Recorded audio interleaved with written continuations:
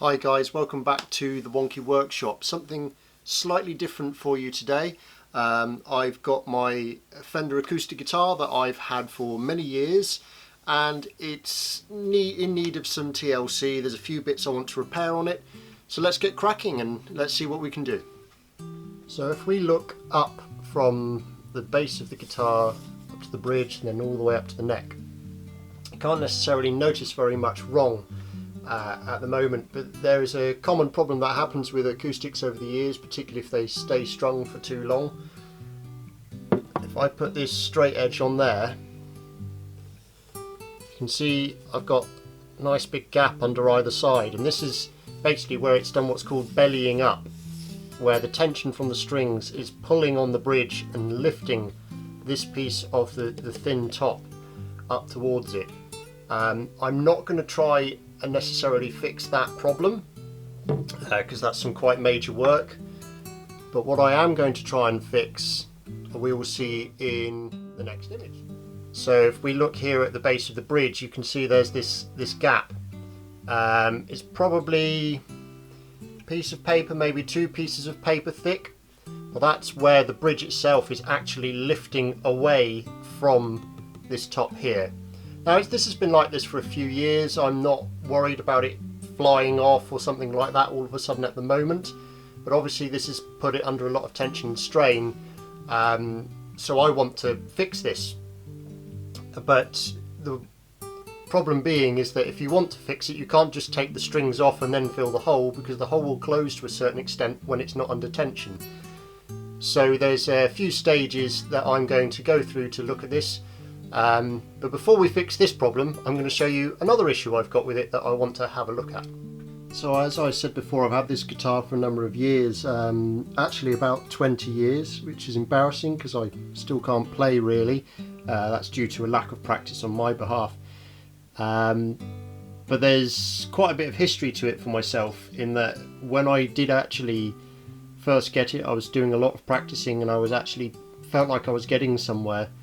And I'd been able to play a couple of songs that I really liked all the way through to a backing track, and in my excitement I got up out of my chair that I'd been sat on and pumped my hands into the air in a kind of a yes moment, and the strap came loose round the neck of the guitar and swung round and did this.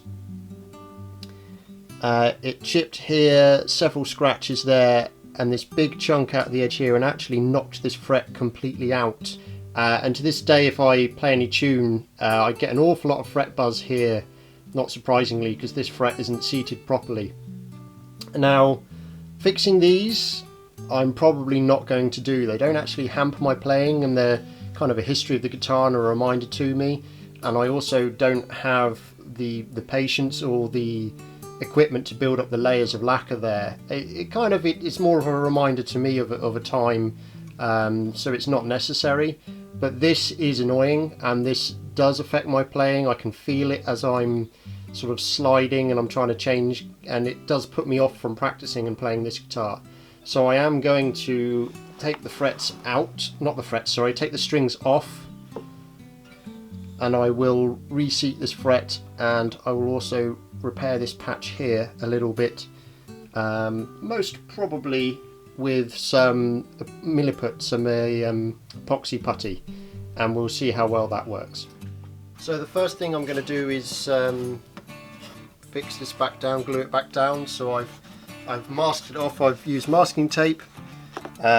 Silly little quick trick here. And it's not even really a trick, it's just something that you don't tend to think of. But it was something that I was shown when I was doing a small apprenticeship at Crimson Guitars for a while. You've got a roll of masking tape. Don't forget, you can cut it into strips. It does tear both ways, or you can slice it with a knife as well. I've not necessarily gone massively clean and tidy here. I've put my pieces in, and then I've just used my maker knife to cut down and match it to this shape.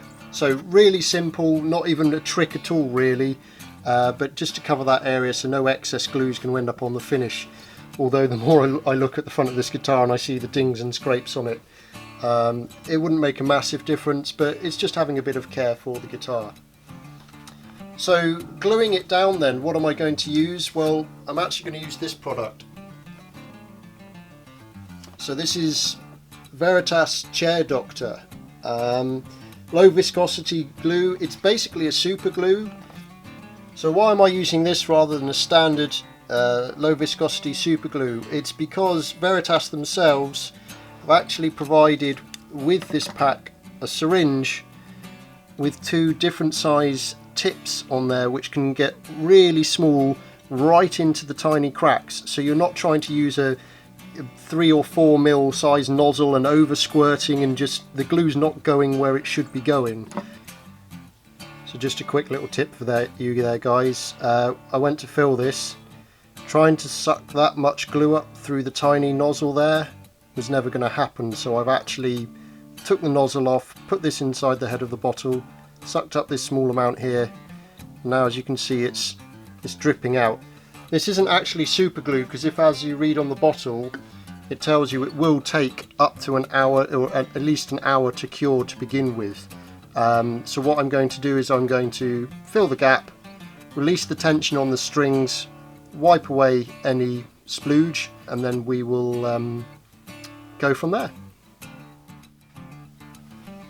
So as you can see there, I've over spooged.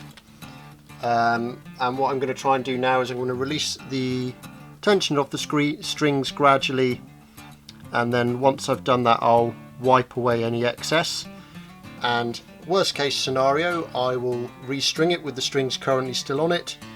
It will lift it off again and we'll just start the process again. So let's see what happens.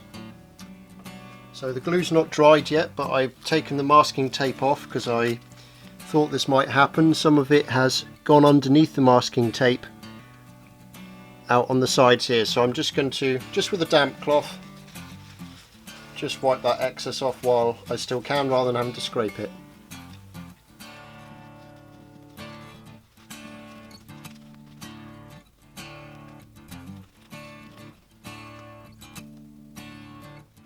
So it's been 24 hours now since this glue was applied, and you can see there's a slight sheen in some places where there's a little bit of splooge extra in there, but it's all set, it's all dry, and other than being shiny it's relatively invisible. So I've taken all the pegs out and I've removed the bridge as well, the top part of the bridge. And this is a nice piece of rosewood here that we can see has become worn over time and everything else. So while we've got this, all of this exposed, we're just going to use a little bit of lemon oil to rub on there and restore it. We're going to ignore the fact that I've got it all over my hands on that side, so we'll keep that away from the rest of the guitar. And this is just going to clean and feed and restore that wood, and as you can see there, it's sort of restoring some of that luster. And we're just going to be careful that as we go around the edges on there.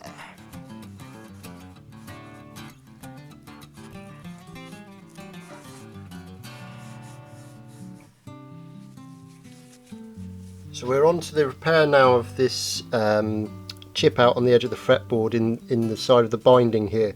Now the repair I'm going to make is highly unlikely it's going to be as glossy as this, but I'm more concerned about, basically I catch, actually did it on my glove just then, I catch my finger on that every time I move past it, which means I'm more conscious of that and it distracts me when I'm trying to play or learn to play.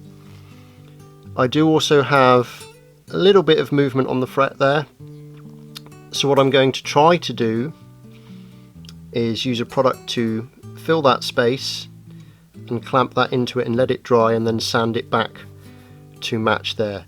So the product we're going to use is Milliput, which is manufactured in Great Britain, and this is a 2-part epoxy putty. and this particular colour one will be in black. So there's my small amount, and you can already see the black around the fingers there. Got a clamp ready to clamp down that fret into position.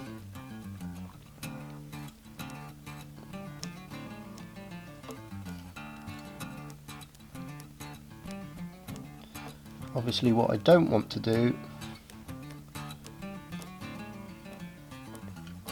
is go over the top of anything. I'm going to remove a lot of the excess to reduce the amount of sanding.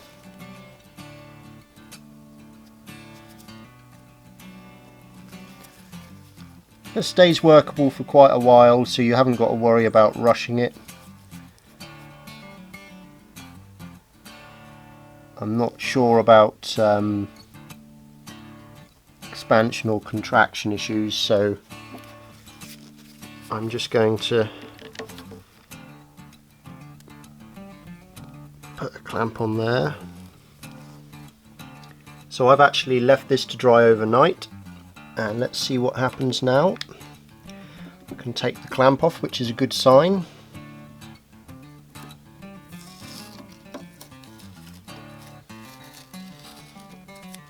Okay, so not any excess mess there. I was a little worried it might be a problem when I come to peel it off.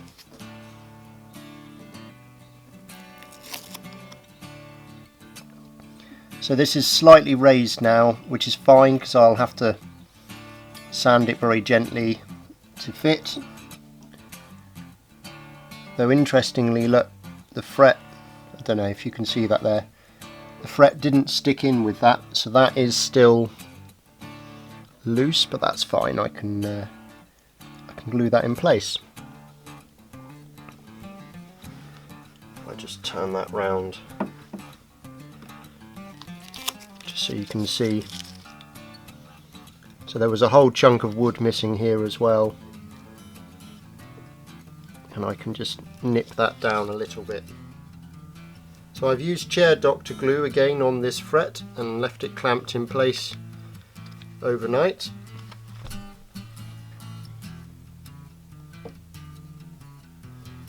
That's not moving, so that's good. That's now held in place. Just grab my fret rocker. That's good.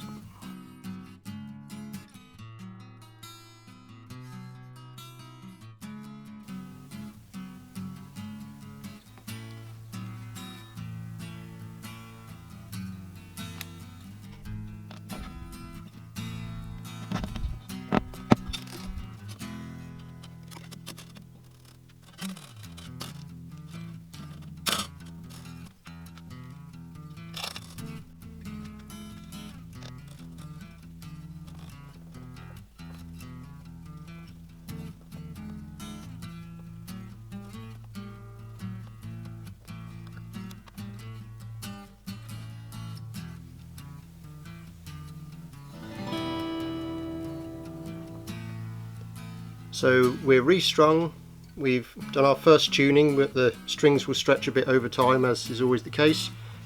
And so far there's been no evidence down here of the bridge lifting again. We've got some shiny spots, as the glue stated there would be, but unless you're looking at the angle that I'm showing you, you're unlikely to notice them. So I'm quite happy with that.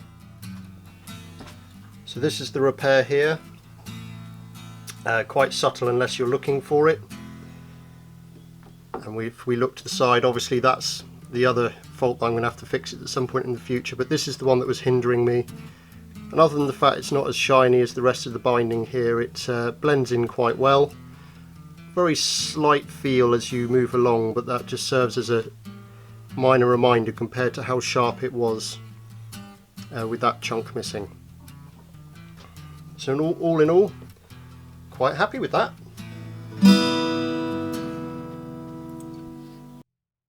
Well, thank you very much for watching the video. I hope you found it useful. I hope you found it interesting. If you did, please like and subscribe. I don't often work on instruments at the moment, but there's always the possibility of doing some more in the future. If you've got any questions, please leave them in the comments below. And other than that, I look forward to seeing you again in a future video. Take care.